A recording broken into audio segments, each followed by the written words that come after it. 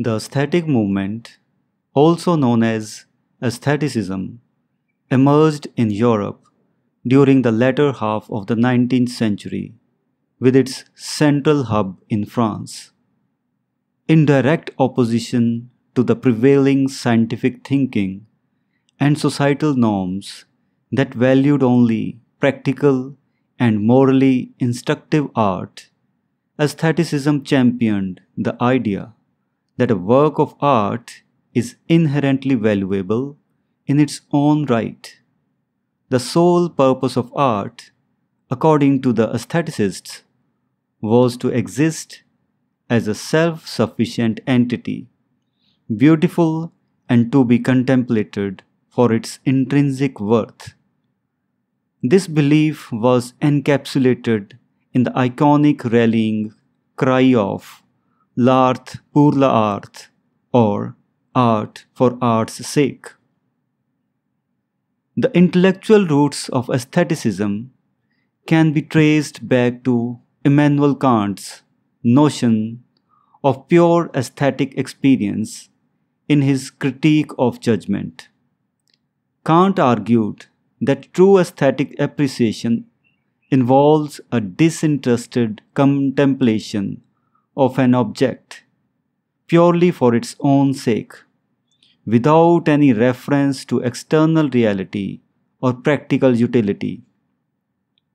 French aestheticism took shape in 19th century, particularly through the works of Théophile Gautier, who boldly asserted the usefulness of art in his preface to Mademoiselle de Maupin. Baudelaire and other French writers like Flaubert and Mallarmé further developed this movement, influenced by Edgar Allan Poe's idea of a poem per se, written solely for the sake of the poem. The influence of French aestheticism spread to Victorian England, primarily through the works of Walter Pater.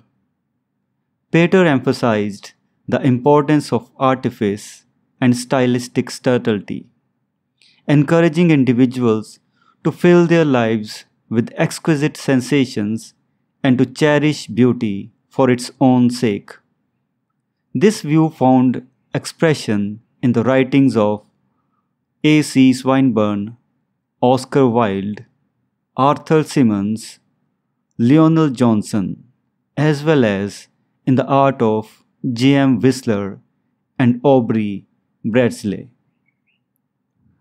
The ideas put forth by aestheticism, particularly the autonomy of art, the emphasis on craftsmanship, and the notion of a work of art as an end in itself with intrinsic values, continued to have a lasting impact on prominent 20th century authors like W.B. Yeats, T.E. Hulme, and T.S. Eliot, as well as on the literary theory of the new critics. In conclusion, the aesthetic movement, with its celebration of beauty, autonomy of art, and rejection of utilitarian values, emerged as a significant force in the late 19th century and continued to influence artists and writers well into the 20th century.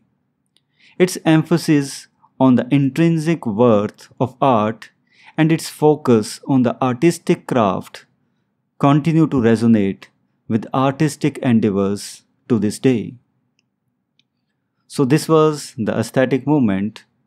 See you in the next video with some other topic. If you have any doubts or questions, you can ask them in the comments section. Thank you. Bye bye.